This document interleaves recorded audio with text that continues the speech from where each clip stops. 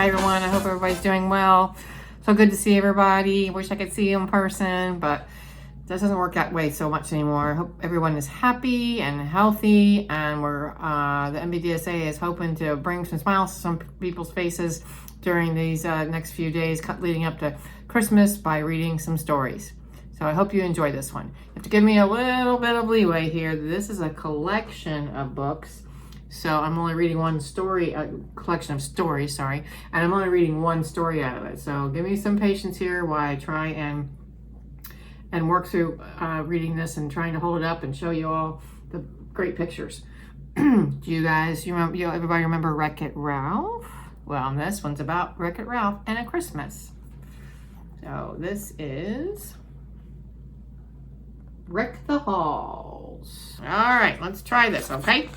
Here we go.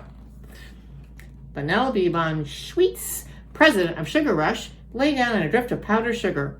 "Ralph, watch this," she called to her friend Ralph, who was visiting from his own video game, Fix-It Felix Jr. Penelope moved her arms and legs quickly through the fluffy powder, and then she sprang to her feet. "Ta-da! A sugar angel!" she exclaimed very proudly. Ralph smiled weakly. "Oh yeah, nice one." Penelope could tell something was bothering Ralph. "Hey, shouldn't you be Mr. Holly Jolly? It's only a few days until Christmas, your first real Christmas." Christmas time was usually pretty lonely for video game bad guys like Ralph, but ever since Ralph had saved his game from being unplugged, the Nicelanders had realized what a great guy their bad guy was. This year, for the very first time ever, they even invited Ralph to their holiday party. Gotta turn the page. It's gonna take a minute. All right, so it was great to go to the Nicelanders party, Ralph told Penelope. But you know what? The whole time I was there, I couldn't stop thinking about the bad guys in all the other games. Their Christmases will be just as lonely as ever. Ralph remembered past Christmases spent alone on his brick pile at the dump. "Bad guys deserve a real Christmas too," Ralph said. Penelope tilted her head to one side and then nodded. "You're right," she said, "and we can give it to them." She remembered how it felt to be left out by the other racers in her own game. "Let's throw the bad guys a Christmas party with presents and a tree, the whole 9 yards."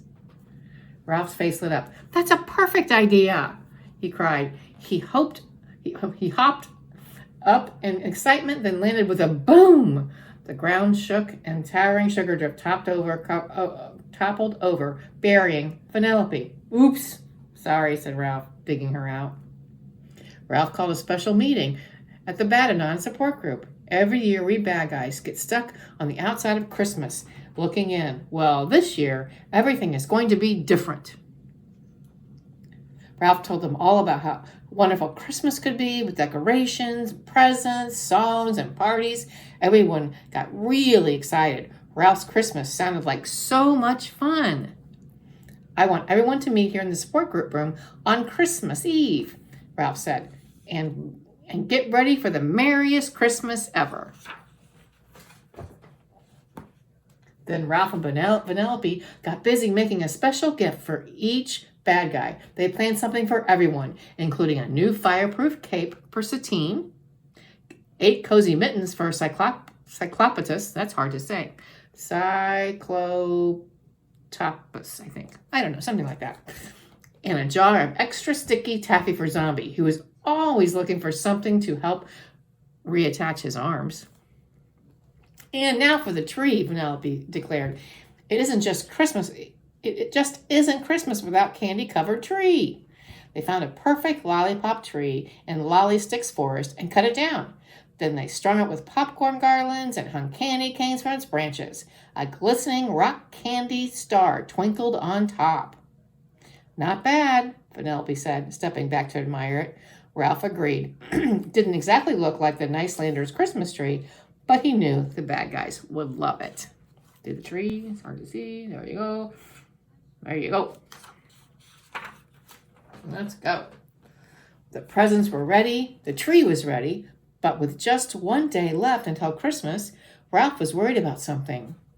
How are we going to carry all this to the support group room? Penelope wrinkled her nose as she thought it over.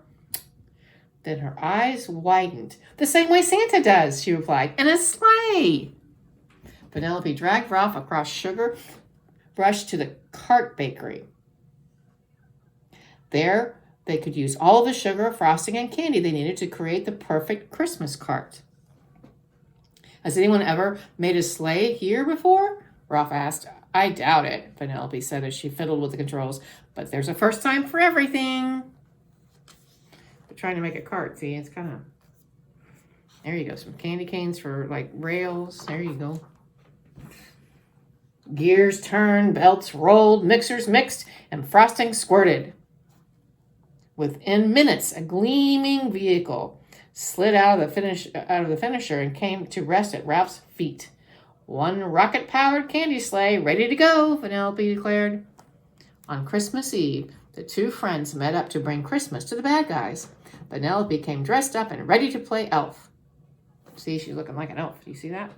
There you go. I didn't have a hat in size freakishly large, so I made you this. She tossed Ralph an empty sugar sack tied with a red bow on the side. See his hat? Thanks, said Ralph, putting it on. Then he squeezed behind the wheel of the rocket-powered sleigh. Can I drive? How about I get us off the ground? Penelope replied.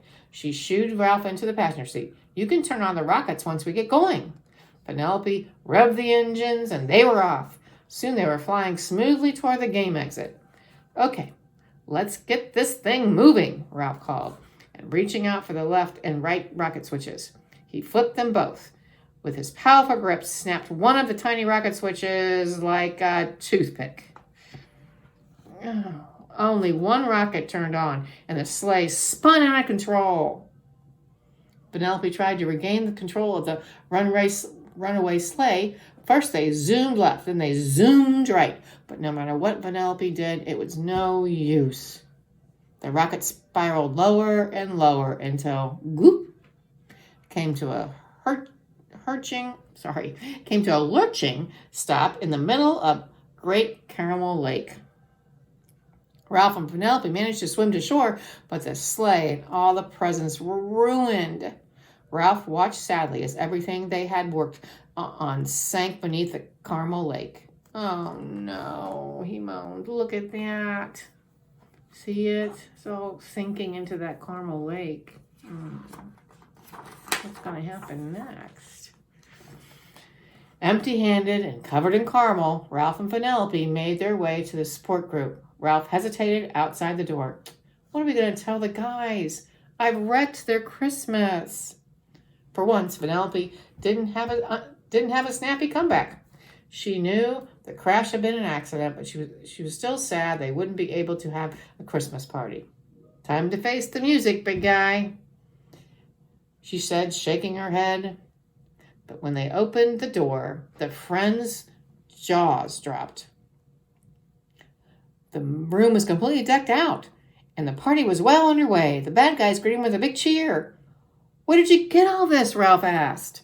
We spent the last few days getting everything ready, Sorcerer said. Yeah, you got us all in the Christmas spirit, Satine said. But Penelope and I made presents and trimmed a tree. We even made a sleigh, but I wrecked it. I wrecked everything. Don't be silly, Ralph. You're the reason we're here, spending the holiday together. The other bad guys nodded in agreement. That's a pretty great gift. Penelope punched Ralph gently on the arm. Yeah, don't be silly, Ralph, she said. Or should I say, Mr. Holly Jolly? A wide smile spread across Ralph's face. That's me, he exclaimed. Merry Christmas, everyone. And as they all celebrated late into the evening, it truly was the merriest Christmas any of them had ever had. Well, that was kind of fun. I think everything else worked out. Everything worked out for Wreck-It Ralph and his bad guys, and even Penelope. They had a great time. So, hope you guys enjoyed the story. And we will see you soon. Merry Christmas, everyone, and Happy New Year. Happy holidays.